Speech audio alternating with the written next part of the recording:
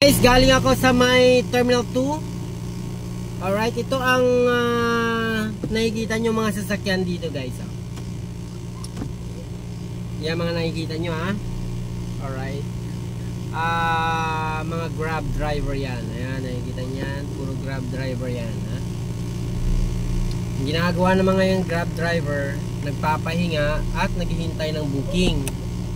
Ngayon, ang gagawin naman ng airport police, nakikita nila dyan na maraming sasakyan na nakahilera. Ayan, nakapark.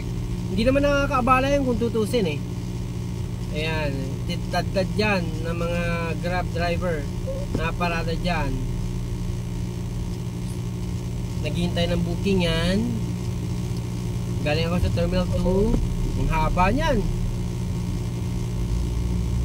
Oh, haba oh.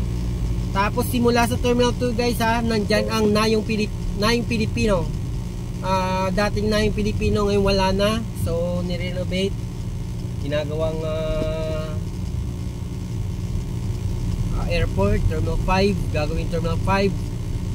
Nagsisimula sa may Nayong Pilipino hanggang doon sa may yung dating Terminal 4. Yan, gawing runway yan para maging Terminal 5. So nakikita nyo naman ha, kayo mga airport police dapat meron kayong konsiderasyon dahil yung mga Grab driver na yan ay nagpapahinga at naghihintay ng bookings. Alright no?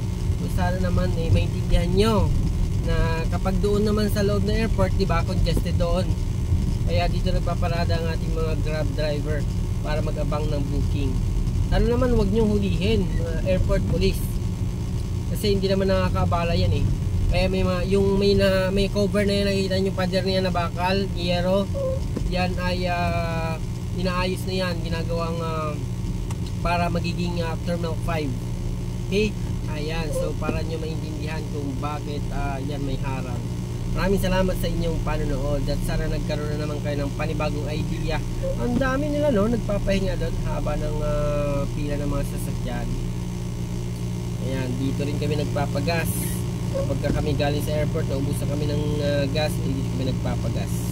Liwanag no. O, mag-ingat sa biyahe. Ingat-ingat tayo sa biyahe dahil maulan. Merong mga lugar na binabaha, at the same time may madulas ang kalsada, may mga lubak-lubak na mga kalsada, may mga ang mga warning device ay hindi talaga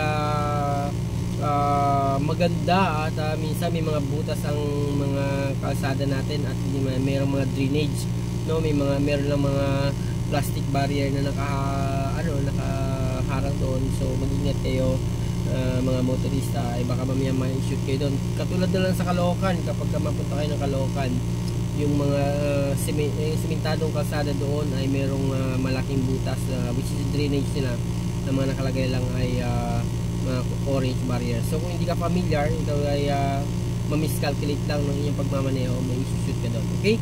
So maraming salamat sa panonood. Have a great night.